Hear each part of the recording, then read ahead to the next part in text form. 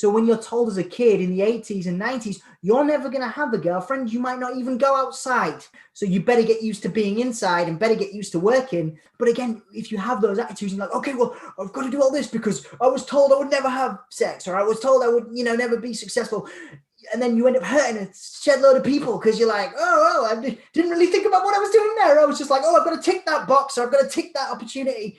And then you're like, well, I've done all this cool stuff, but like, I was a bit of a dick then.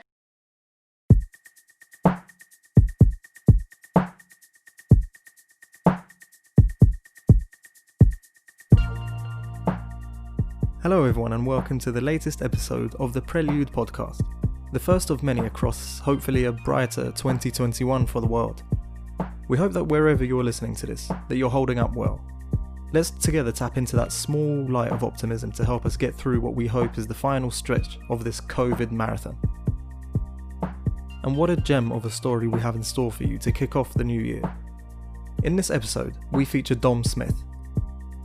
As a journalist by trade and a creative entrepreneur by nature, Dom talks us through his ongoing journey, full of exciting life experiences around creating opportunities for himself and for others.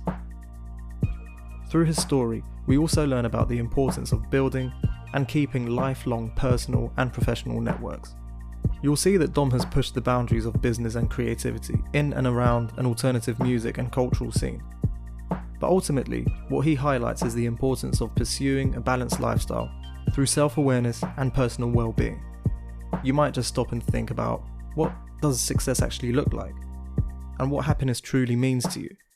So without further delay, here is Dom's story.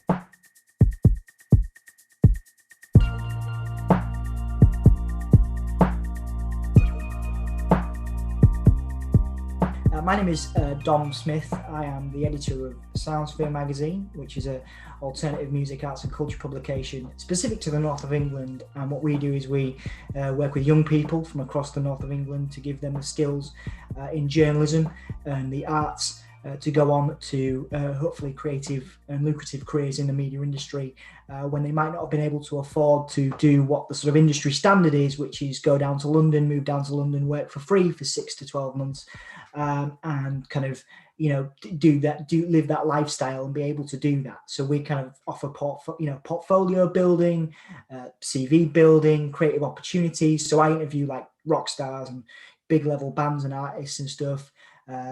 Everyone from like, Judas Priest on the heavy metal side of it to the 1975 on the pop side of it. So we've done a pretty wide range of stuff, and kind of that's my background, working for different magazines like Metal Hammer and Rock Sound and some of the gadget stuff like T3. And then I've kind of taken those skills and got funding because I used to work in London, and I got funding to come back up north and do something for the north of England and work in the creative industries.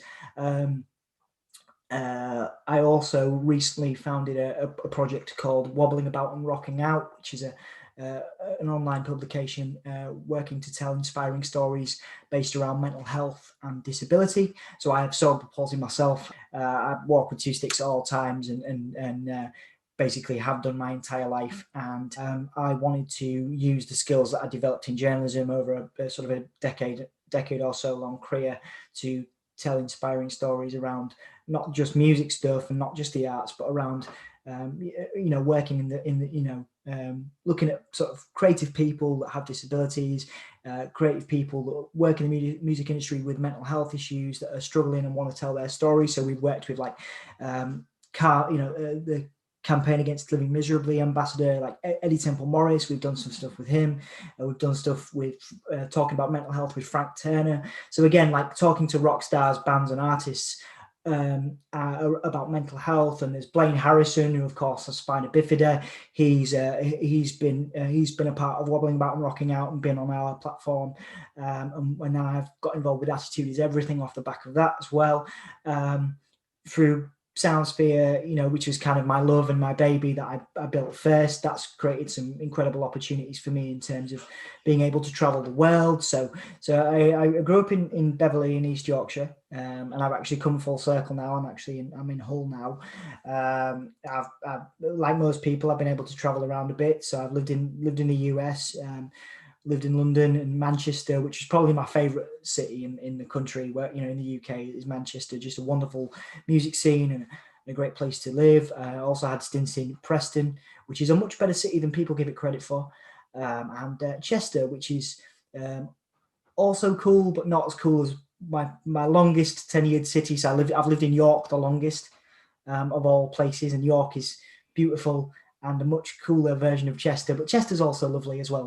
Not dissing anybody. Chester was a great place to be. But yeah, and then I came back to Hull after moving back from the US.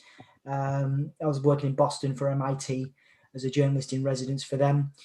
Talking about talking to some of the entrepreneurs there, some of the scientists there, about the entrepreneurial ecosystem at MIT, and got kind of the gig through Soundsphere. Some of my work was recommended. There's a wonderful music incubation space in London called The Rattle, and they recommended me for that gig in Boston, and moving there and then coming back to Hull, which loads of people wonder why I did it. But I am training to be a counsellor as well, and I can work in America, but I can't study in America. So I decided to come back to where it all began for me and train to be a counsellor alongside my work duties with Soundsphere and my sort of passion project, which is Waro. I was very lucky when I grew up, very supportive family who kind of got behind me a lot in terms of my goals. I had a lot of operations when I was younger, so I was in hospital a lot. I basically lived in hospital for a good portion of my youth. Having my legs hacked into and cut into and rearranged and things, so that I could have the mobility that I do now. I was not supposed to walk, and I was supposed to be in a wheelchair full time, and I that kind of stuff. I wasn't supposed to be doing the stuff I'm doing now, and kind of my parents and my family kind of fought for me to have that ability to do that. But yeah, a lot of challenges when I was younger in terms of just being in a lot of pain. I'm still in a considerable amount of pain these days, but back in those days, my school life was interrupted. Everything was interrupted by sort of medical stuff, and so that was a good part of my growth. But I was very lucky to be very supported, and my dad has a great work ethic. He was an entrepreneur of sorts himself, and he kind of instilled that work ethic in me. And then my mum was a very nice person, so that's kind of very, very giving. So I would like to think I adopted elements of those characters, although they're very clashing. And as I've gone into my counselling work and gone into therapy as part of that, because legally you're supposed to kind of be in therapy if you're a counsellor. I've realised a lot of things that clashed around those two things. Sort of being successful in business, but taking care of people and always putting yourself second to others. And those kind of values were very central to my upbringing, and they've kind of, I would hope, stayed with me. I think they have stayed with me. It's an amazing time to live now. Well, COVID aside, it's a great time to live with more understanding, more development, and more empathy, I think, for conditions. And yeah, there's some incredible people out there doing amazing things, and understanding has improved naturally as the internet age has, I remember dial-up internet, you know what I mean? So as the internet age has come and gone, as there's now influencers with disabilities all over YouTube and Instagram, TikTok. I guess as I've gotten older, understanding and empathy for disability, for mental health, for everything has improved, and I'm very grateful for it. I'm the typical creative. I work best at night. I get not many hours of sleep a lot of the time. You know what I mean? So I struggle academically, and I always have. But I know that. I'm prepared to do the extra miles and the extra work to improve the understanding. So I've always had I've always had a difficult time academically, but I've never done. I'm very lucky that I've always done all right. Do you know what I mean? I've done a master's in journalism. I got to do that, and then again I've gone back into academia sort of 10 years later. But I'm a guest speaker at university for different people. I'm a guest speaker at Preston and Chester. So yeah, so I wanted to be an actor when I went to uni. I I knew what I wanted to be, but I didn't want to move to London yet because I was like, you know, I was just like, I'll go to York because it's not too far away from home. But obviously, and then I was like, right, no, this is too close to home. So I went to America halfway through. But like, you I wanted to be an actor, and then I realised that. So I did a film course. I did film and television course. That was my degree. My degree is in theatre, film, and television, and you get 3 years into, so 2 years into that, and you're carrying camera equipment around because that's part of the job. You can't be an actor unless you know how to use a camera. Problem is, I kept dropping all the camera equipment because I've got my hands full with 2 sticks all the time. So my teachers were kind of like, Dom, you need to do something else. You're going to break all the expensive camera equipment. So pick something else. So for 2 years, I was like, I'm going to be an actor. And I kept, weirdly, when I was doing so I did any acting roles I did, I was always, for one reason or another, can't figure out why, I was always cast as like an old man, right? It was always the creepy old man, the perverted old man, you know, the one. And I was just like, you know what? There's got to be more to life than being a perverted old dude.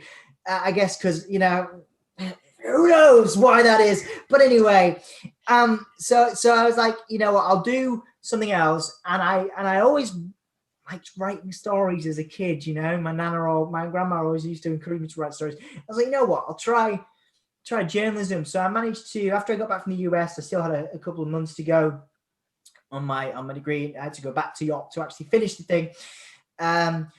And I did a placement in London, and I got them. I convinced my film and television course to be like, right, this is not what I want to do because I'm going to break all your camera equipment.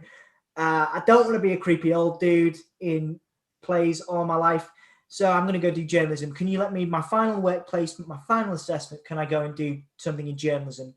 So I got myself a journalism placement and then never looked back. So that was 2008. I finished 2007, I finished my degree, and I moved to London for a little while. Again, most of my family, so half my family split between London and Hull, took advantage of that. And this is how the business came to me years later. You know, I recognized I was lucky to have family down there, distant cousins and relatives that I could kind of stay on floors. You know, it was never a particularly glamorous, you know, I was always staying on floors or couches, but, you know, I was lucky to do that. And there was not a lot of people that can do that. So that was, anyway, that's the future. So I moved down there for a while. And I got internships with Rock Sound and T3, the gadget magazine stuff as well. So I ended up doing loads of gadget stuff. And then I ended up getting a nice gig. I actually got my first writing opportunity through Rock Sound. And then 2009 rolled around. 2008 rolled around, and I went to Preston because I knew that my direction was going to be journalism. So I moved to Preston and did a master's, and I got got onto that by basically persuading them that because they were like, are you going to be able to move around? Okay, are you going to be able to interview people? And I was like, I'm going to find a way, and I'll prove it to you. Being in the alternative scene and growing up in the alternative scene, I was always welcomed. You know, I gravitated towards that style, that fashion, that music, that culture, because I wasn't weird in a group of people that were wearing makeup and you know, people that were confident talking about their sexuality in the early 2000s, if they were bi or if they were, you know, gender fluid. Those are the conversations I was having in 2006 and 7 and 8, and you know, and that was why I knew that I wanted to be part of that scene, because I appreciated, you know, they didn't see a disability, they just saw me, you know. And I loved that. I loved the clubs and the bars and the gigs and it all, and it was wonderful. And I got to see that across the north of England and London, of course. You know, it was just a wonderful experience, and it really gave me the confidence to, you know, again, go to America and live my life, you know, and travel. That was all probably realistically all due to the music that I grew up on, and the scene that I grew up with, and the friends I grew up with who gave me the confidence to be, that it was all right to be different. And that still stands today. Like, that's still in the young people that I work with. And then I see that is still very much a thing. The alternative culture in the scene, it supports difference and it nurtures difference in the main very positively. Very positively in terms of if you are confused or nervous, you are usually welcomed. I've seen it happen. I've seen it happen to me, and I've seen it happen to other people. You're welcomed. The Soundsphere began as a master's project, Soundsphere magazine, and it was I was to build a magazine, and around something that I had passion for, and I decided alternative music in the north of England, alternative music and culture. Now, I actually got a little bit of money off the back of this project, because it was it was considered the best of it was the most interesting one of my class at the time. And that was because I pitched it as a mix between Bazaar magazine, which was obviously, a lot of alternative culture, and also a music publication. So it was a mix between Bazaar and Rock Sound, which was obviously a alternative music and rock publication that's obviously very popular. Now, I spent the early days of when I was building this publication, I spent a lot of time in clubs and bars. Now in Leeds, quite a lot. So I used to go to the Wendy House, and the people that were connected in that, there was a lot of, I saw a niche. I knew people that were in the fetish scene in Leeds. Okay. So I went to all sorts of dungeons, and I went to all sorts of burlesque nights, and I wanted to be a writer. So I just wanted to write about it. Okay. So remember I told you about all kind of weird experiences. Okay. So I won't go into too much detail, but these people, if I was writing about these organizations, so one of my first pieces was about a burlesque club in Leeds, which was set up in the Merrion Centre. It was in the basement of the Merrion Centre in Leeds. And I went in there pretty nervous, my first ever journalistic assignment, shaking, had a suit on. And I saw all kinds of things. I saw people in their 60s getting whipped. I saw people in their 60s getting things inserted, and all kinds of different things. And I met this old lady, and she was sort of PVC, and I thought this would be a fantastic start to my article. So I sat down with this lady, and we had a really nice informative chat about the culture of Leeds and the alternative scene and the fetish scene in Leeds. And I was about to leave, and she stopped me and she said, "Dominic, do you not think that if you are writing about this stuff, you should experience it?" And I said, no, I think her name was Doris or something as interesting, And I said, no, I'm okay, thank you. I'm going to pass. I'm all right. And I tried to wobble away. She's like, no, I think for your journalistic integrity, just give it a go. Just give it a go. I'll hold your hand, right? And so, I'll be as PC as I can. I had an experience that was with an electric. There was an electric kind of rod thing, and a part of my body that I was. It was an interesting experience, let's say, and so when I went back to my master's degree, and the people at the head of the course, and there was a pot of money for something to be potentially, to funding to produce something like this, to get advertising, to produce something. So I explained these experiences in my interviews with bands like Paradise Lost, who were obviously a Yorkshire sort of staple, metal scene. So I had Paradise Lost in this student project, and I had, BDSM Dungeon in Leeds, and I had, Katie Jane Garside from Queen Adrena. It was a personal favourite of mine. That was my first ever musical interview, was with Katie Jane Garside. I was in my student digs at like 18 or whatever, or 19, and so I had these bands, but I had this other part, this culture. I interviewed a dominatrix from Newcastle who got paid. I didn't partake in this. I got paid, I think, a grand to wrap someone in cling film and step on them. And these interesting experiences were the start of my journalistic career, and were the reason I got money to start it and to build it. So I started the project as a website that was, again, I met a guy at the bar in this club, and because I don't drink because I have enough trouble standing up as it is. And this is all relevant. So I remember sitting at this bar in this club in Leeds in the Marion Centre, leaning up against this bar, and he was like, "Mate, what are you drinking?" I was like, "I don't drink." And he's like, "I don't trust people that don't drink." And I was like, "Oh, fair enough, mate. And tell me about, and I'm, me, pretty talkative, all right? Starting a conversation." And he was like, and I was like, it ended up talking. I was like, "I've got this idea. I'm on a master's course. I'm just finishing. I've got a bit of money. I want to build a website." And this dude in this bar, in this club, built me a website to start my project. And I started interviewing big, actually, no, I started interviewing, I started understanding how the music industry works. So you send emails out to, things on Facebook pages, PR representatives, and then you realize that, these people represent, they represent smaller bands, but they also represent massive bands. So I would interview up and coming metal bands and rock bands on this website.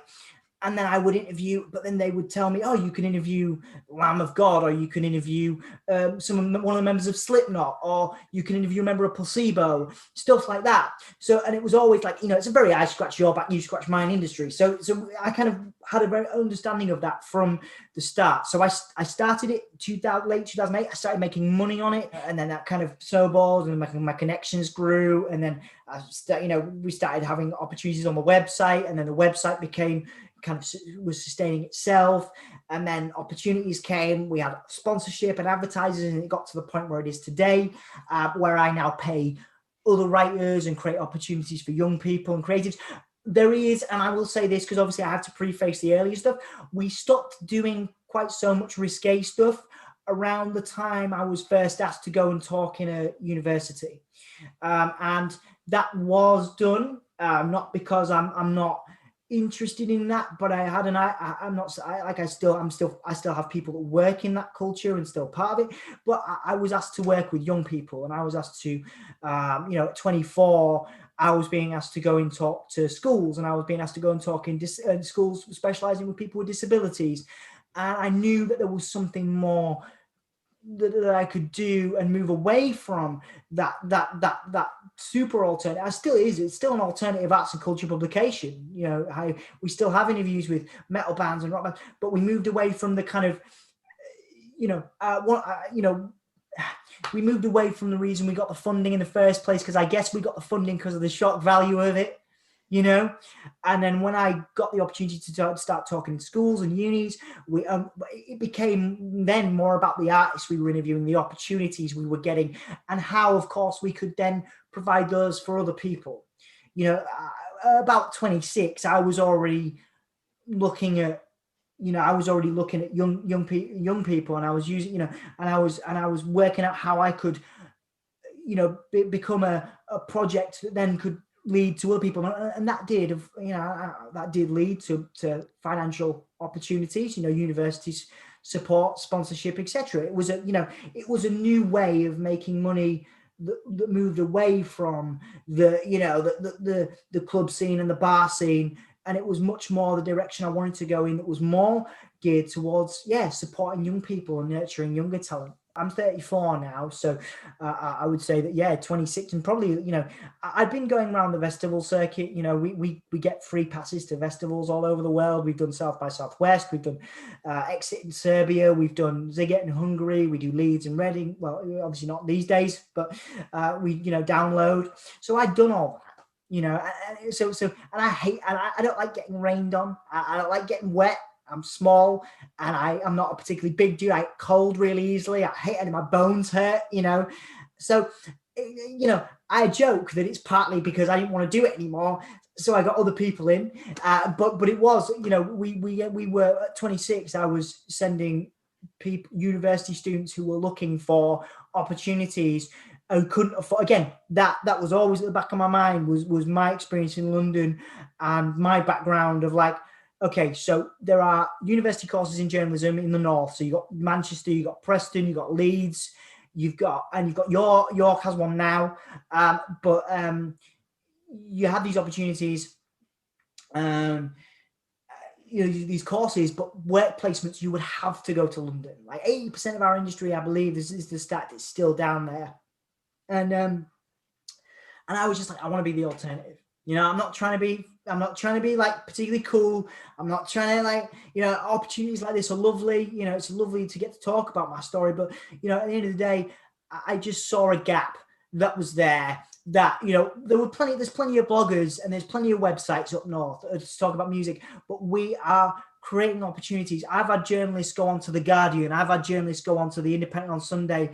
I've had people go on and work in America and across the world from a portfolio from us. And that is my proudest accomplishment, is that I have created opportunities for people to go and live their dreams as I was afforded to live mine by my background.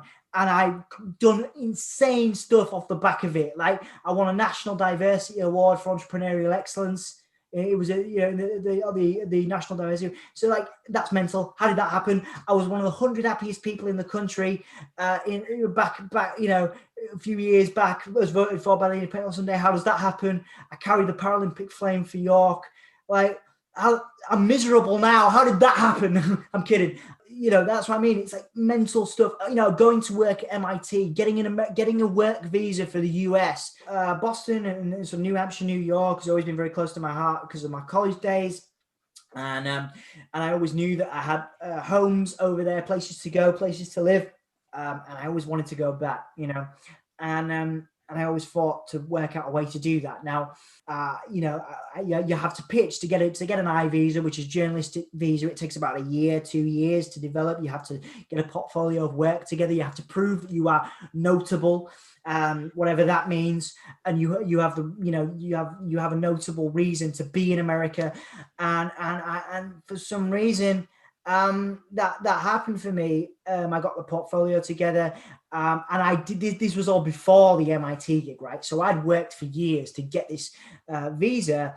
I ended up doing some weird jobs for, like, I was a brand ambassador for an accessible furniture company in Chicago for a bit. I went working in Dubai. There's a video of me somewhere on the internet on like Dubai TV talking about furniture. Rock and roll, man. But I always went back and forth to the US. I always found opportunities there, and I ended up getting this visa, and I ended up having a conversation. So one of the things we do is obviously spotlight bands, but we also spotlight businesses, creatives in the music industry that are doing cool stuff. Now, there's a place in London, Tobacco Dock, called The Rattle. And it's a music incubation space for creative artists in London.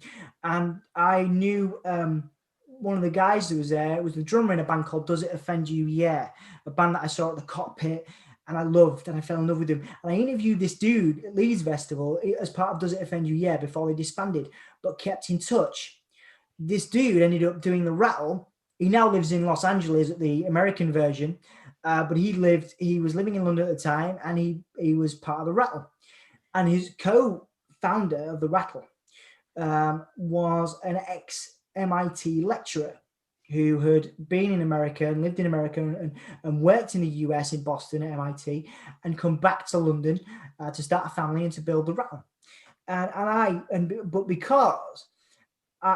because Bobby, who was the drummer in Does It Offend You? Yeah, had been in touch with me, and we said, "Oh, we've got this thing. Do you want to talk about it with us?" I've always really liked Soundsphere. Ever since the Does It Offend You? Yeah stuff. I was like, "Yeah, cool, yeah." And it turns out we had a, and this is no joke, we had about half an hour conversation about how they wanted to move up north, and that was the key. Of course, a lot of our work is around the north. We were going to do something in Manchester, and I was going to help them do that, but. In that conversation, in that 20-minute to 30-minute conversation, there came a point where I happened to mention I was planning on going to the US to do some travel journalism. I had this I visa, and this guy who was obviously the co-founder alongside Bobby, he said, well, they're looking for a journalist in residence. Do you want to do it? I'll put a good word in for you. And I was like, yeah, sure. And so that started my journey. I stayed with friends initially in Dorchester, in Boston, and commuted to Cambridge, which is in Massachusetts, which is where the MIT is. And and it was one of the most amazing experiences in my life in terms of the people. I mean, you got 19-year-old prodigies, 20-year-old people that are like developing the next generation of robotic limbs, and wanted to talk to me about my disability because they wanted to work on their project, which was going to help people with CP and various, and these people at that time, this was 2-3 years ago, knew how to build robots, like robots that would work. And of course, the natural question for me as a journalist is, so you can make a robot that can think. It's like, yeah. And this is like, these are young people, like 19, right? So do you think the world, like, are we going for like a Terminator thing? The world going to end in terminating? Terminators, like, big Arnie's walking around, and it's like, and one of the most interesting quotes I ever got in an interview was this guy who he was into like death metal, black metal. Like, he was a just genius guy. He's gone to win like national awards in the US for his work since. And he said to me, just because we can doesn't mean that we should. And like, that was like one of the coolest things that I got from there. And basically, my job was to document the ecosystem, the businesses that were being developed by the young people, the projects that would then leave MIT and take over the world and become multi-million, billion-dollar. And that was what I was around, and there was a dark, it's funny because that experience, and one of the reasons I was okay with coming back was, these people, these entrepreneurs, they would have multi-million-dollar companies, but they would always have some reason why they were sad. They would always have put the $1 million company over the partner that they wish they'd stay with, And so this kind of glamorous, I went in these kind of exclusive secret pubs that that all the lecturers had, and it was great. And they're all hammered all the time, and they're all geniuses, but they consume themselves with their work, because a lot of the time, they've put their work first to a point where it's become all they are, and they're nationally, globally known for it. But I would go around and meet people, and I would, we've had a few beers, and I would sit there late at night with them and be like, and they'd be like, yeah, man, I wish 4 or 5 years ago I had this girlfriend, and I miss her very much, but and these guys, these are people that were multi-millionaires, man. So and I recognized myself in that. Like, I have you might look at me and think, oh yeah, he's a nice dude, right? I haven't always been. I've been a bit of a dick sometimes, right? I'm a workaholic. I'm trying to be better, right? This is why I'm doing the counseling stuff, right? And I saw myself in that. Like, I've lost relationships for work. I've lost friends for work because I put my work above my friendships, above the people that I loved. Because in my head, oh cool, I've won some awards. Now I better carry on doing that. And then, of course, you never quite get, and you're always chasing. I'm not going to try not to swear. You're always chasing stuff. You're always chasing the next like big interview, right? And there's always somebody. I've got mates that used to live in Leeds that now live in LA and are managing global superstars, right? All power to them for whatever, sometimes they'll message me and be like, Dom, what you're doing in Hull's amazing. I'm really proud of you. You know what I mean? But of course, the problem with being a workaholic and the problem with being work obsessed is you compete with everything and everyone. And you're like, oh, I have to be better. I have to do better. And it ruins like my health. I've only just started exercising and do physiotherapy at like 34. Well, I was 32 when I realized it was 32 when I left America. Like, I left my dream opportunity because I was like, you know what? I'm gonna start something around mental health and disability, which became Waro. I'm gonna move back to Hull and take advantage of some of those opportunities that were there post City of Culture, and I'm gonna rethink how I thought about this place that I used to live in, and I'm gonna create some cool opportunities for people, and keep going with Soundsphere and keep doing this. But I'm gonna do something that makes me happy. But I'm also gonna take the knowledge that I have about my work and my workaholism and spend time with my friends and reconnect with my family, reconnect with the people that have given me so much. Remember, I talked, of course, about how loving my family were. I was work obsessed for well over a decade. I didn't sleep. I didn't eat. I still have trouble with that. I still relapse into those behaviors sometimes, and I'm working on that. But like, I literally gave everything to my work, and it's given me some wonderful opportunities, but it's messed with my health, man.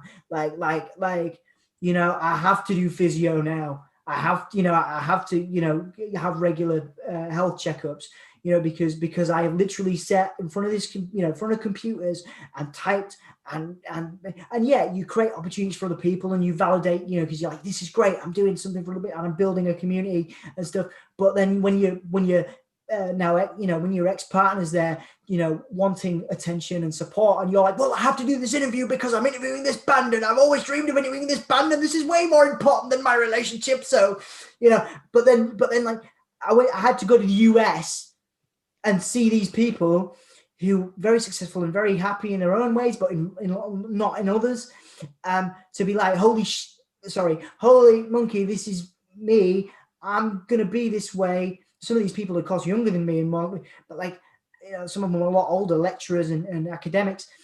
And I'm like, this is gonna be me. So I was like, right, okay, I've still got this visa. I can still go back anytime I want. Right, well, for the next few years.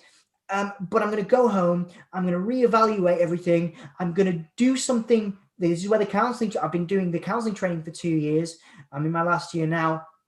I'm going to do something that gives me fulfillment, but that means that I can reflect on the stuff, because you don't think about being a dick to people when you're working all the time. You're like, oh yeah, it's all right because I'm doing all this cool stuff. You don't think about the people you're hurting.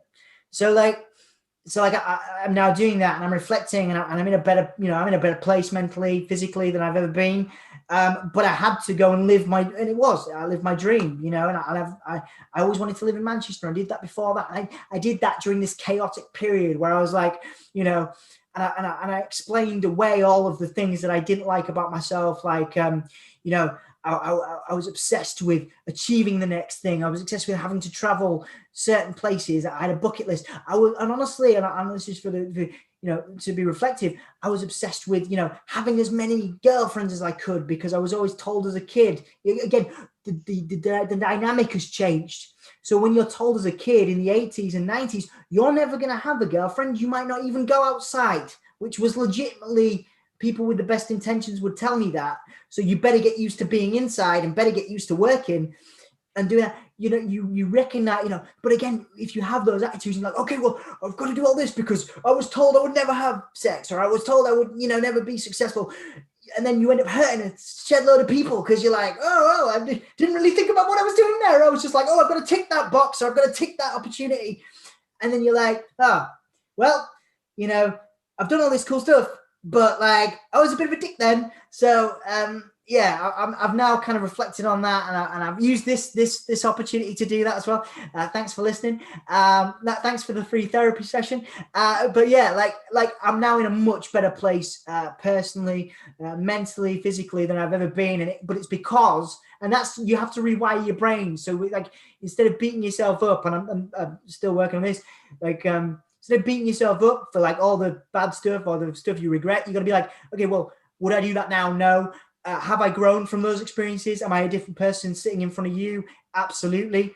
Do I feel like I am, fulfilling myself and also supporting those around me like I never have before? Absolutely. So it's kind of training yourself to be like, right now, sitting in front of you, I feel the best I ever have.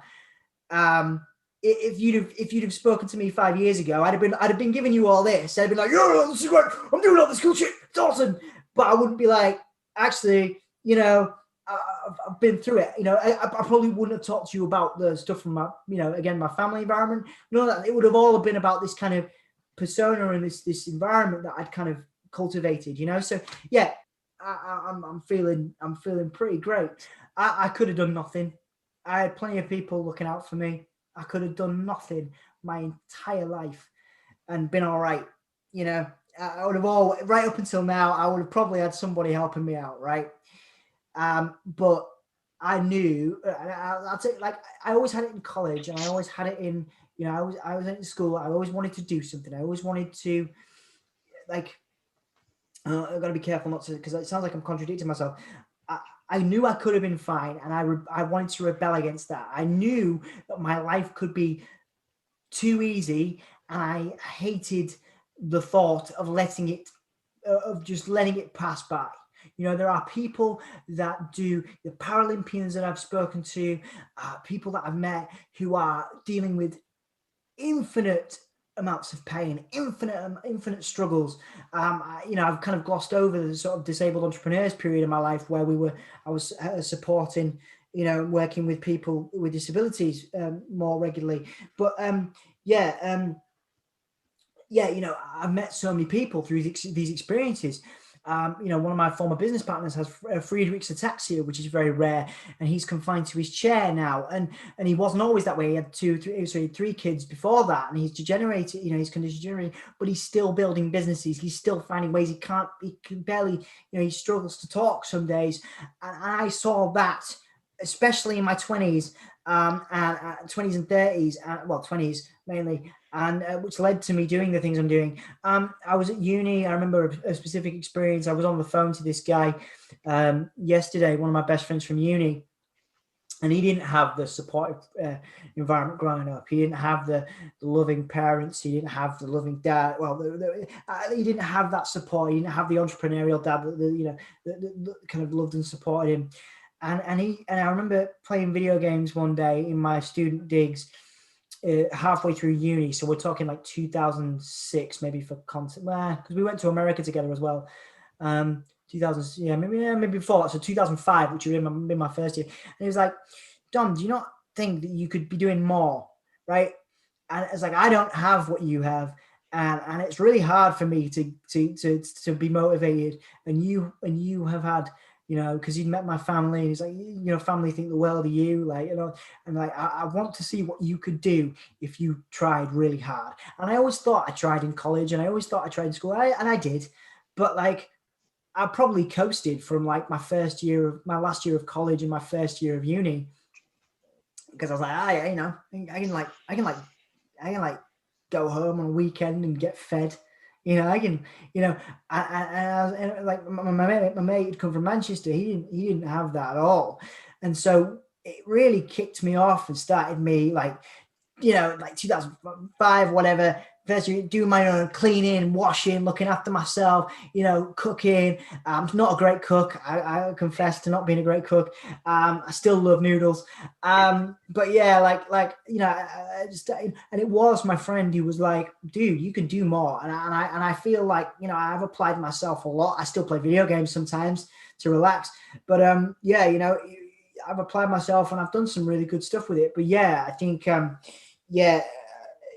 it was the transitional period, was being at uni and kind of changing my character. I went through a whole character transformation from I don't know, like kind of grungy alternative kid, and I'm still a very grungy alternative man, but I still, I realized that there was more, and I also realized there was opportunities. There was opportunities for me as a young disabled person from the north of England. People, I've been lucky enough to be interviewed a few times by different people about my journey, and it's like, it's amazing to me these opportunities happen to me still.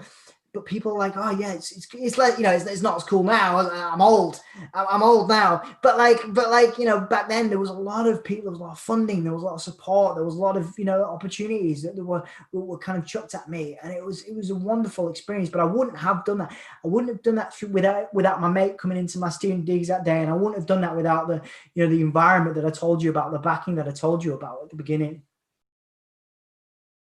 You walk into a counseling course, or you wobble, in my case, into a counseling course as a journalist, and you think you know how to listen to people, and you realize you don't know anything about really listening to people.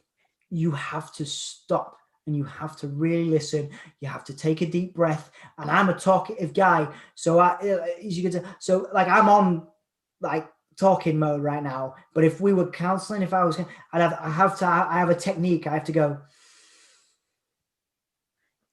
and sit back, you know what I mean? I have a physical thing I have to do to stop myself from doing that, so you think you know how to listen to people, and then you try and counsel someone, and I'm now counseling people in the real world as part of my training, and it's different because it's not like, we're in COVID era, no face-to-face counseling is going on. So I've only ever counseled people on the telephone, right? So like you think you know stuff, and you think you know how to listen, but you think you know how to interview, again, you think you know how to talk to people, you don't. So the counseling thing has taught me to really listen, or to effectively listen, as it's called, and to to have a conversation rather than, because obviously as a journalist you go into, and especially if you're working for other people, as I have done in the past, you go in with bullet points, you go in with topics to address, right? So see, like, I'm in that mindset's with me all the time, and that's the journalist in me, right? But as the counselor, you have to go in and you have to be like, right, let's have a conversation, but like, let's and it's not about me, it's not about me talking, it's not about me. When I'm in a counseling mode, I maybe say, they're sort of effective questions, right? So you sort of you use various signifiers. So you'd be like, yeah, or you'd be like, so tell me more about that, right? But you don't go, so tell me more about that. So you said this, so what does that mean here? You let I'm studying person-centered counseling, so you let it's about the person, really. I hope it makes me a better journalist. I probably I would like to do some counseling as well, but just like in my, the spare few hours. But obviously one of the things I mentioned to you before, I want to finish a set time. I want to have a healthy lifestyle. So that's one of the other reasons I decided to start training, was to have another career option where I could start and finish a set time every day, and then I wasn't compelled. Because even now, like, I'm going to leave this chat, and I'm going to want to go on my laptop, and I'm going to want to answer my emails, and I've got loads of college work to do, so I can't do that. But so that doesn't help either at the moment. But you know what I mean. So sometimes that work ethic does help me. But it's going to help me switch off, effectively do a job, do it well. It's taught me to be self-aware. Again, there is no way in heck I would have discussed that. I've never discussed any of that stuff in a chat before with anybody, because it's just you have to put, you are the editor of Soundsphere magazine, or you are the founder of Waro, or whatever, so I'm starting to be more honest. I'm starting to be more open. I'm starting to be more reflective. I'm starting to take responsibility, because I'm in therapy now as well for the first time. So yeah, it's going to make me a better journalist. It's definitely helping to make me a better person, I think. I think it's taught me to, it's made my interest in people. I'm more in, like I've always said, as a journalist, you can always find a hook. You can speak to anybody, you can find a hook, right? That was always my word. You can hook somebody and find a topic. It doesn't matter who they are, there's always something. But I've unhooked the hook, I've reeled it in, and I'm now talking about, I now think the same, but I think I can just go, I can talk to anybody. I could talk to him. I always said, I could go and talk to a bin man, I could talk to a guy from McDonald's, I could talk to a rock star, and I could find a hook, I could find a story, right? But I'm now going into conversations, not trying to find a story, but just trying to get to know somebody better. And I think that's a much healthier way for me, certainly for me anyway. I know people have different experiences, of course, certainly for me, to look at things. My old business partner, Shane, the person with Friedreich's ataxia, taught me to again, make the most of what I've got. I'm pretty mobile for, I got a lot, I've carried around drum gear. I've run around festivals in the rain. I hated it. But like, I've done all kinds of stuff, and I'm lucky to be able to do it. And I have, my range of movement is shrinking by the month and day and year. I'm getting older, so my bones are starting to ache more, but I am taking advantage of every opportunity I have. I've got, one of my best friends in the world, has gone through the process of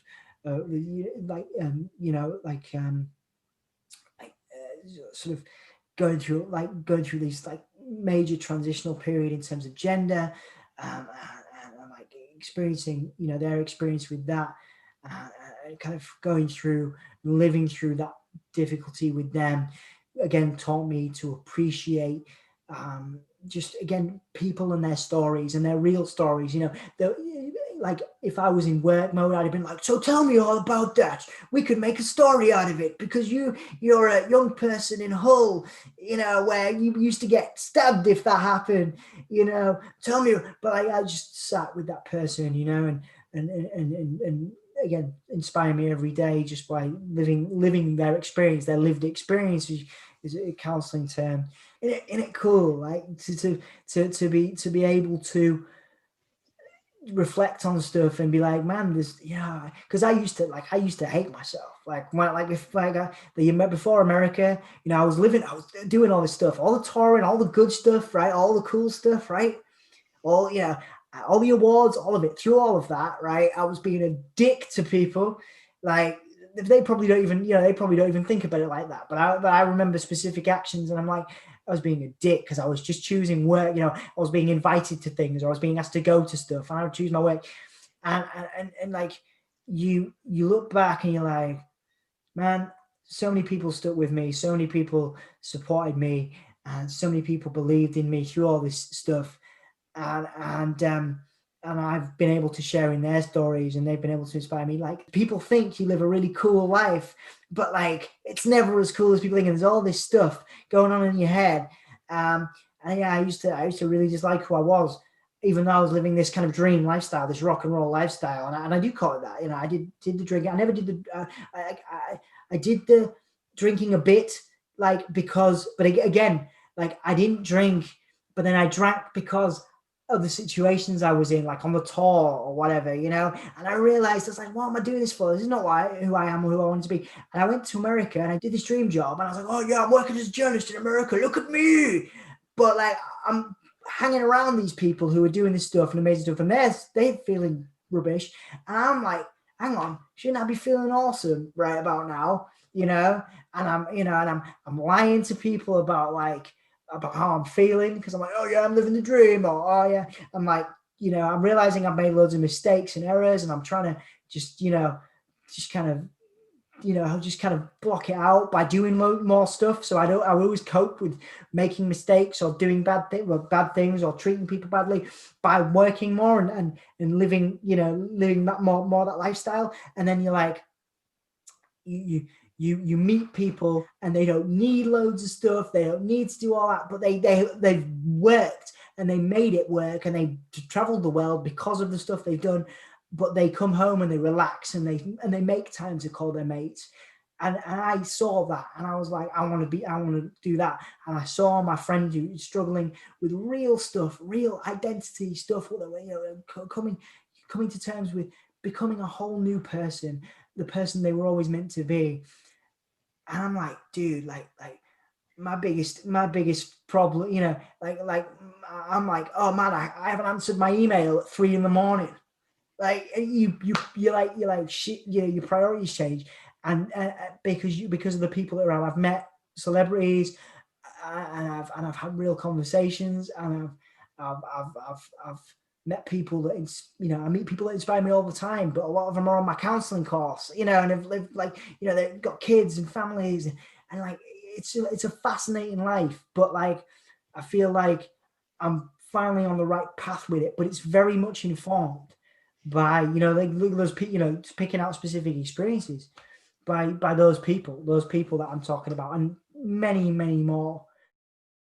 So next year, when I hopefully pass my counselling course, Wara will become my new focus. Soundsphere for a decade and a half has been an obsession, and an obsession that has, like I said to you before, led me to some incredible experiences, but it has also affected me mentally and physically. It is the embodiment of everything that everything that I love, but also everything that I hate. It is my lifestyle.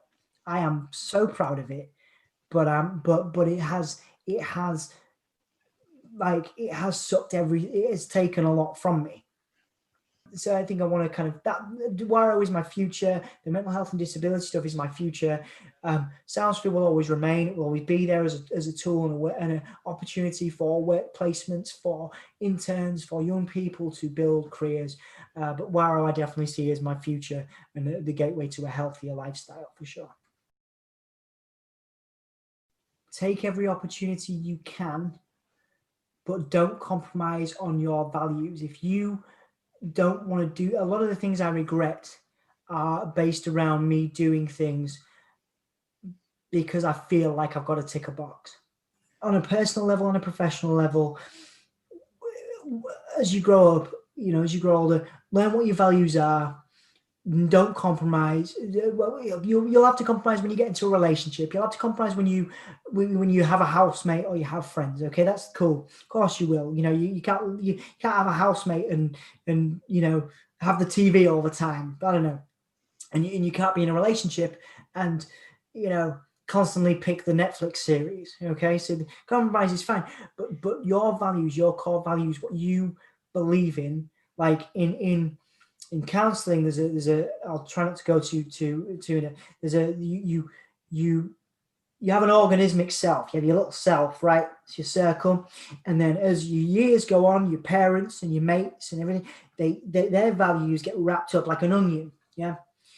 And so what I'm trying to do now in my age is get back to that self, work out what my values were. I lost sight of them, so I traded always do as many good things for people as you can, which was instilled in me by my mum, and always work hard by my dad.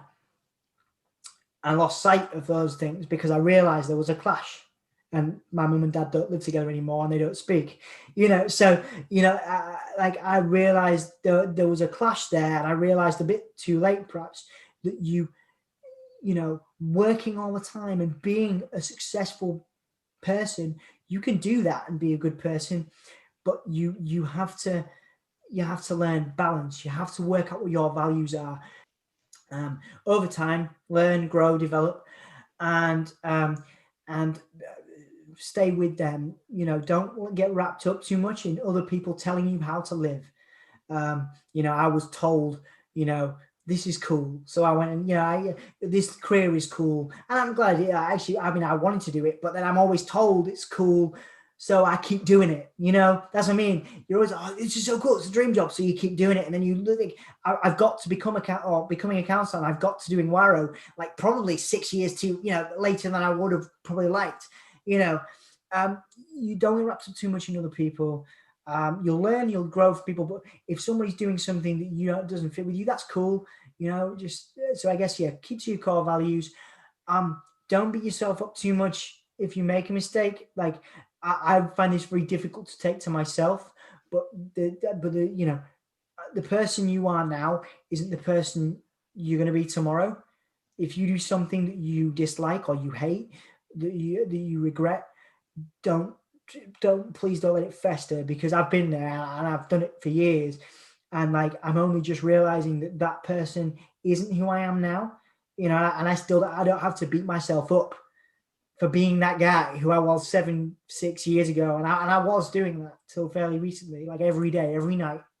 So learn, grow, develop, and don't try not to get too try and develop and do learn new things and go and have new experiences, but try not to don't be a dick. That's my number one rule for the music industry, is there's loads of dicks around, so don't be a dick. So I guess that I never wanted to be a dick, and I know what it's like to be a dick, and dislike that part of myself. So just try not to be a dick. If you become a dick, don't beat yourself up about it. Just try and learn that's not how you. I don't know. Just learn and grow from your experiences as best you can. There was a much more succinct way, and a quote that I probably had in the back of my head that would have summarized all that. But just without trying to sound cheesy, work out what your values are and stick with them, because you're the person that's got to live with yourself and got to like yourself. And I like myself now. So I think Do stuff that makes you happy. As a disabled person, I'll summarize this. I've always gone with do cool stuff, and people will come to you. Do things that you love, and people will gravitate towards you. And I've made friends that way, countless friends all across the world. And it doesn't matter that I've been in a wheelchair. It doesn't matter. It's just because I'm doing cool stuff, and maybe I can help people out. Maybe they can help me out. I can build connections, whatever. Like, do cool S word. This is my final thing when I do a talk. I'm like, do cool S word, and people will come. It's like that. What's the movie? I should remember this. Wayne's World, right? Book them and they will come. I basically took that, I ripped it off. I was like, do cool stuff and they will come. If Shane's living proof of that. He can barely move. He builds stuff, he creates stuff, and people give him friendship, money, opportunity. He's traveled the world, he's a good, hardworking dude. And there are thousands of examples, millions of examples across the world like that I've been able to meet, who just did stuff that they loved, were the kind of person that they loved and that they love themselves. I think that's the hardest thing is learning. If you look in the mirror sometimes, and sometimes I have done, I used to do it when I was younger a lot more, but sometimes you do wake up and you're like, I'm in pain or whatever, everything's painful. I don't feel like I look good. Like I used to beat myself up for being too short, right? And then I realized that if I was any heavier or taller, my ankles would give in because I've had like pins. I've fused my feet together, right? I used to beat myself up for, I used to beat myself up for not learning a musical instrument in my teens. So I did it in my late 20s and I've toured Asia, I've toured Europe, and I did it all in my early 30s. I used to beat myself up because I hadn't,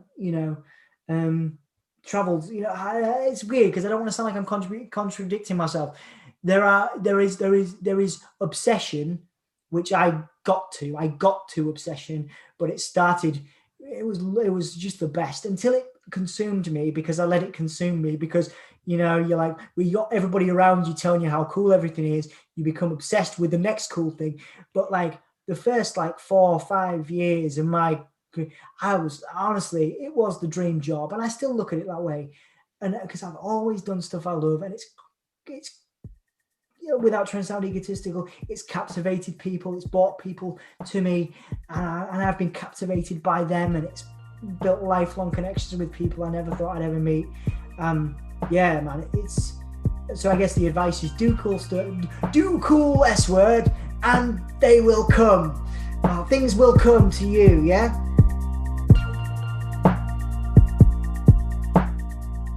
We hope that you've enjoyed listening to Dom's story. If you would like to stay up to date with future episodes, please go ahead and subscribe to our channel that's available on all major audio streaming platforms. Just search Prelude Podcast and you'll find us. You can also follow and like our social media pages. Check out www.preludeaudio.com for links to all of our social profiles.